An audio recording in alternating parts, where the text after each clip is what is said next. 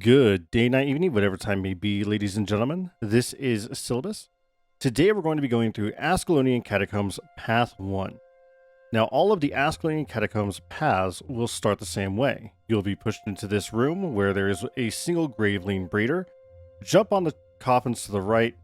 The breeder will aggro and knock it out. It's a very simple fight, but it's the only way to continue on through the dungeon. Now, explorable paths are extra stories inside of dungeons you have already completed. Upon completion of a path, you'll be awarded dungeon tokens, which can be spent in Lion's Arch to purchase gear for said dungeon.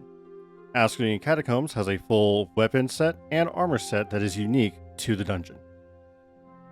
When starting up an explorable path, you will talk to an NPC that will give you your options for the dungeon. So when you talk to Shrill here, you will be given a prompt to do Hodgin's, Datha, or Zark. We're going to be doing Hodgin's plan. This is a majority rules vote. Most times people will know what path they're running before they enter into the dungeon. So we're going to run down these stairs, and at the very bottom on the left is going to be our very first Graveling burrow. This is easy enough to take down. Kill the dirt mound that's sitting right there, or else we'll just keep on spawning Gravelings. So now that the burrow is done, we can run into this next room, avoid the traps on the ground and the statues on the wall to avoid the fire. Now we have a bunch of spiders in this room. Your main target in this room should be the gargoyle heads on the walls. There are 4 of them in total. These will spit fire out at you during the entire fight. So target the gargoyle heads and take them out. There is a legendary spider that will spawn as soon as enough spiders are killed in the room. We're going to take out 3 of the gargoyle heads that are sitting on this wall before the spider queen spawns. There's her spawn right there. Now, the Spider Queen has 2 main attacks. A web shooter, which is right there, that will root you in place if it hits you. And a massive AoE poison in those fields right there on screen. The Spider Queen's fairly easy to take down, so do DPS her and you should be good. Next, we're going to be going down this hallway with the Gravelings inside of it. But first, we're going to hide inside of this nook. There's a Graveling Stalker in that group that has 2 attacks. 1, it'll burrow underground, and 2, when it emerges, if it hits anybody, it gains evasion, which makes it to where it does not take damage. You're going to want somebody who does not have minions or pets to attack the group to drag them over here. So long as the Gravelings are on top of your group, the Stalker will not do its main attacks, and you can just DPS them down and be fine with it. Next, we're going to run up the hallway, but as you can see, there are a bunch of traps. Now, the traps do pulse on and off, so you can kind of get a clear shot up the hallway. Directly to your left, there are chains that you can pull to deactivate all the traps inside of the hallway.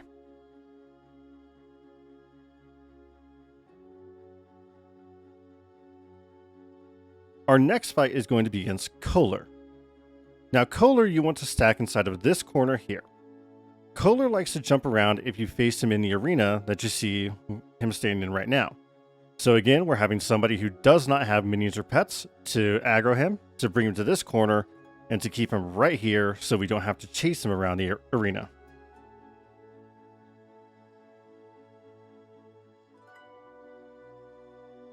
Now that Kohler is dead, we get to move on to the first part with Hodgins. So you're going to run south, and you're going to come to this hallway that has a bunch of gargoyle heads on the side. You can jump on top of the gargoyle heads and run down to avoid a bit of damage if you get caught in the fire. The fire is a bit deadly, so I do strongly suggest jumping on top of the heads and run down. Our friend here did not do that. Kind of got hit, but he's going to be fine. So in this room, there's going to be a bunch of Graveling burrows that spawn. One here. One here. Over in this corner here.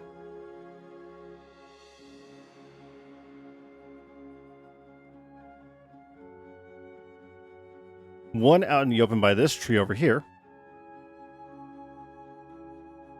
one back in this corner over here, and one in this cave over in this area. Now, every time that you run path 1, these spawns are static. You're going to want to split your group into 3 parties. 2 people on the left, 2 people on the right, and 1 person in the middle if they are a healer. The reason being is the healer will keep Hodgins alive while the other groups will take down the burrows as quickly as possible. The other thing to note is when you're doing this path, the side of the table that Hodgins is on, you do not want anybody to go on. The reason being is the Gravelings will target a person and go after them. If they get close to Hodgins, the Gravelings will then attack Hodgins. That will fail this mission in the dungeon and you'll have to restart it.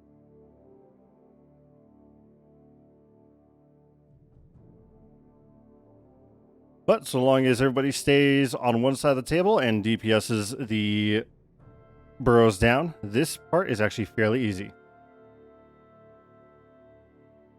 Now you will have to wait for Hodgins to open the door to be able to go and access the first scepter, which is needed on this path. Just run up the stairs, climb a little bit of scaffolding, and you have your first scepter piece.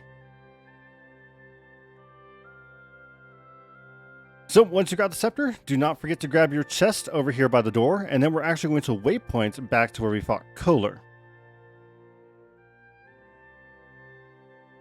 This will skip us trying to run up the stairs because you cannot turn those traps off. Next, we're going to head over into Nente's area, but we're going to take a right instead. There are Gravelings up here. We're going to take them out really quick. And then you have this hallway. Now, my group is going to run to the left. Reason being is there's actually a trigger spawn for a bunch of oozes if you go straight forward. If you go to the left, you will not trigger the oozes and you can skip a fight. Now we're going to have my group run back and they will trigger the oozes. This trigger stays the entire time that you're inside the dungeon. So even after you finish up this area, if you run back on this side of the hallway, you will trigger the oozes no matter what.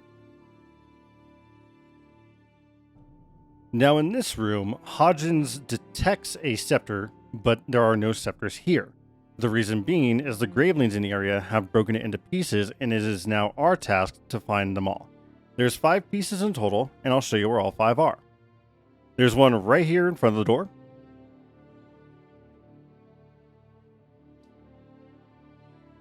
Then we're going to run into this massive cavern and there's 4 pieces spread out through here.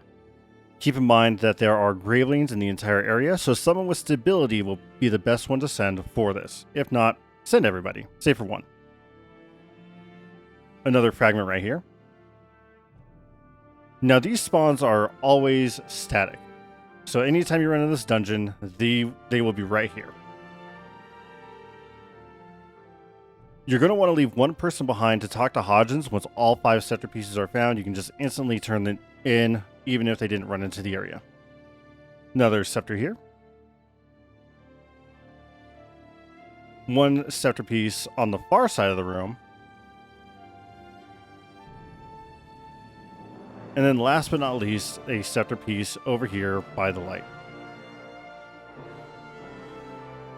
Now I take a death here while I wait for my allies to get with Hodgins to spawn the waypoint. Hodgins' aggro box is absolutely gigantic. He will always aggro on the first group of Gravelings that spawn inside of this room. So help him take down the Gravelings, then go for the scepter piece. Once they turn in the scepter pieces, I get the waypoint and I join my group. So we're going to run on the wrong side of this room just because we have taken down the oozes. And now we go into the worst hallway in the game. Typically people will stealth through this hallway or they will stability through this hallway because every single Graveling has knockdown. We're going to kill them. This hallway isn't too bad if you decide to kill everything. There's only a few flame traps, but nothing too much to worry about. If you're running through it, you're just going to run straight to the second right. You're going to take your first left and then your first right again to get through the door. Now, there are other little hallways to lead to the final boss. It does not matter which hallway you go down, they all lead to the same place. If you are running through all the hallways, you have this little nook over here. If you run all the way into it, you will lose aggro on any mob that is following you. Now, we move on to the Howling King. So the Howling King, you want to attack on the far side of the room where my personal waypoint is on the minimap.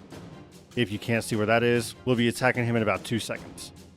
The reason being is the Howling King will summon allies as soon as the fight starts, and this is the farthest distance away from where the allies spawn. It's good not having to deal with ads. So the Howling King has that Fire in My Laser attack, which will cause confusion, but you can just tank it. The boss is fairly easy to take down, break his break bar a few times, and just avoid standing in his screams, and you should be fine.